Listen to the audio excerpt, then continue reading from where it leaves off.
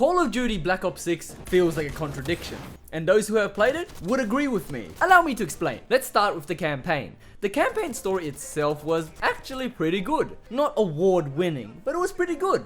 A little bit short though. But this campaign, in essence, is pretty much a typical shooter campaign with the Black Ops flair, with crazy epic moments of explosion and cinema to some crazy mental shenanigans and crazy plot twists and reveals. But they really refined this approach. In short, they took concepts from their existing campaign formula, went window shopping for concepts from other games, and awkwardly shoved it into their campaign and prayed. I mean, it worked surprisingly well. Like one of the missions, they literally have you just running around in an open world map with a jeep, shooting people and destroying shit. Like when has that ever happened? Usually it's go from point A to point B. Treyarch definitely played PUBG once and was like, this is really neat, let's put it in our game. Personally, I actually thought it worked out. You know, something different to break up the campaign. There's also part of the campaigns where it was literally something out of a Hideo Kojima wet dream, like an actual horror game. And it was proper terrifying. The eerie silence to the trippiness got me so paranoid, I was checking my back at every moment. Anymore, and I'm gonna smash my PC. They even somehow incorporated zombies into this and it actually works. Like it didn't felt forced, it just kinda made sense. And honestly, there were moments in the campaign where I questioned whether I had accidentally booted up a completely different game. But seriously, looking at this gameplay, ain't no way anyone gonna believe you this is from a Call of Duty game. Simply stunning. And even the gameplay, they literally went to Hitman and Rainbow Six Siege and went, yep, I'll take that auto gun sway and stealth mechanics of hiding bodies and alternative non-lethal takedowns, and just all around non-gunplay improvements. Surprisingly made the stealth missions feel like actually spying, and not just run and gun. These mechanics also found their way into the multiplayer too, like you could actually choose to use enemies as a human shield instead of performing a finisher. Activision making a risky change that actually worked? Impossible. Speaking of multiplayer, as you can imagine, the game mode is an absolute shit show, regardless if it's on the normal size maps or the standoff maps. Those maps are like extra small, and every problem like spawn camping is like 100 times over there. Pretty sure I had a solid 3 seconds of gameplay with 5 deaths. So in short, absolute perfection. But even with multiplayer, they actually added a whole laundry list of new features. Allow me to go through them. So on top of the finisher options, they also added Omni movement, which really emphasizes the run and gun culture of Call of Duty. But now you can run and slide, all while going backwards. What the fuck are they feeding these soldiers? And can I have some? Additional abilities have also been added to the perk system. So now if you get 3 that are in the same category, you will get the following. If you get all red, you get health regen and more movement speed based on kills. Green, you get to see items through walls. You also get to become a point making machine for anything objective related. And blue, literal wall hacks. Like not even capping, just straight wall hacks. And what did we do? We matched some colors. Good for you. It seems Treyarch took the approach, no one is cheating if everyone is cheating. A truly tried and tested solution. But wait, there's more! Tacticals and field upgrades now have new friends joining them. The tacticals now have decoy bombs, proximity alarms, and spy cams. While the field upgrades, you get things like the morphine injectors, which literally just gives you a chance to be revived when going down. Ah, so this is what it feels like to chew 5 gum. I mean fentanyl. This is all just a drug education learning game, I swear. Stop it.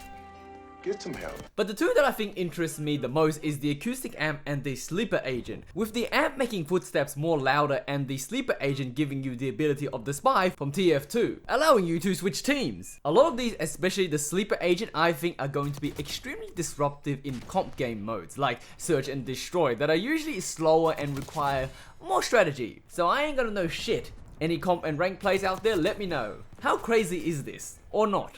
Cause this ain't gonna do shit other than a funny kill in all the other game modes.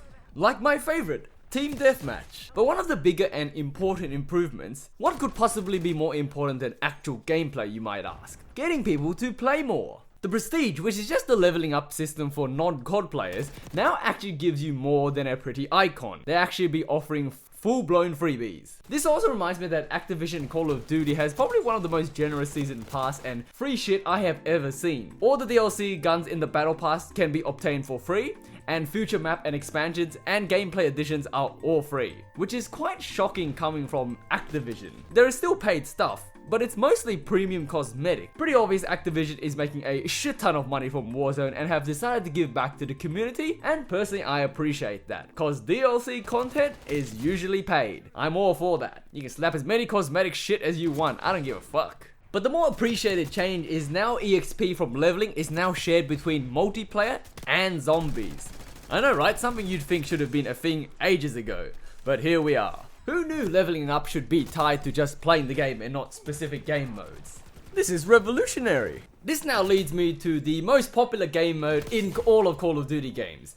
Zombies. My god, is this a true return to form for this game mode, compared to the absolute butchery of Cold War. Anybody who said that was a good zombies, you're an idiot. You believe in quantity over quality, and I hope you slip on a banana peel. Thank the heavens Treyarch accepted their experiment was not successful and have decided to correct rather than double down. Round-based zombies are back, the maps are well thought out and have character, rather than the random copy-paste of beloved maps in an attempt to pull on nostalgia. Or just random shit across large empty areas. The extremely convoluted Easter eggs have returned and are so convoluted and make zero sense as usual, but for true zombie fans, they gave us the most notorious perk of all time back. PhD fucking flopper. I feel smart already. Let's go through them in order. Round-based zombies, self-explanatory. The maps, especially Liberty Falls, is gorgeous, really encapsulating 1950 America vibes. And I think Liberty Falls is an homage to Town from Transit in Black Ops 2. It has a bowling area and the bank, and the same wonder weapon. It's just what Town was meant to be minus the lava. I think we can all appreciate the lava not being around anymore. And the Easter eggs across both maps are so ridiculous and elaborate, one must think this isn't a serious game that generates trillions of dollars, cause how the fuck are people solving this without help? And even after seeing the steps, it makes zero sense. You got code cracking, weapon building, looking for random things that blend into the background more than chemopants on John Cena, and killing arbitrary things, and one of the most insane, messy, and unorganized chaotic boss fights I have ever seen. But with PhD Flopper, Treyarch opened the gates to some absolutely chaotic fun that made a lot of sense for them to avoid in the past. Raygun and this game's Mustang and Sally are just so fun because you can't accidentally down yourself in a state of panic when getting surrounded. The Omni movement also makes it impossible to get trapped, and overall it somehow made the game more enjoyable than ever. It's just silly fun. They also added new things like the new Macchiato perk and the dog rounds that make me want to get bug spray instead of a gun. But the most interesting addition is the third person mode and the saving feature. Kinda feels like something out of the modding community. It makes the game mode feel like you're playing a completely different game on a beloved zombies map. Imagine Mario performing a bank robbery in GTA. My bloody brain just malfunctioned. Overall, the game mode is just so much more distilled down to the bare essentials. They kept what worked, yes, even from Cold War, and got rid of the bloat. However, despite these leaps and bounds across all the game modes, they also decided to do one of the most dumbest things I have ever witnessed. Literal chromosome leaking. Online mode only. Who is the genius here who thought that was a good idea to host everything on the servers? You'd think the game being hosted, by the way, on the server, it wouldn't be as large. Nope, it's still as big as ever. One of the most annoying things is the fact to play the campaign, you have to actually wait for it to switch. Why the fuck was this necessary? Like, if you do want to make a campaign mode that bad, just don't do it then. But if you're gonna do it, why the fuck have you made it so unnecessarily painful to play? Like, are you okay? Maybe check your head out. But the worst crime by far is what they did to zombies. Now, zombies, a game mode that is usually enjoyed equally online and offline, now requires constant online mode.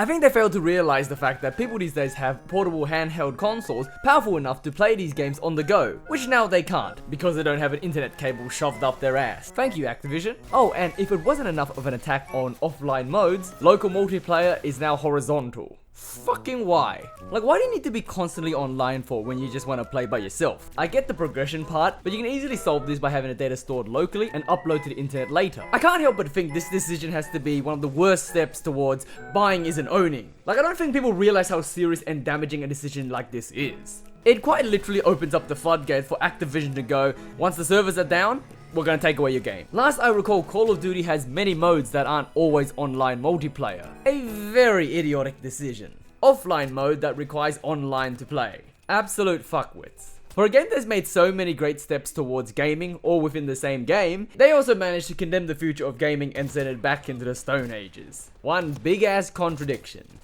Only Activision can pull this shit off. Alright guys, hope you guys enjoyed that video. Definitely be sure to leave a like if you liked it, subscribe, and share it with somebody. But other than that guys, wishing you guys a great holiday and new year, and I'll see you all in the next video. Take it easy. boss told me the world is gonna roll me. I ain't the sharpest tool in the shed. She was looking kind of dumb with her finger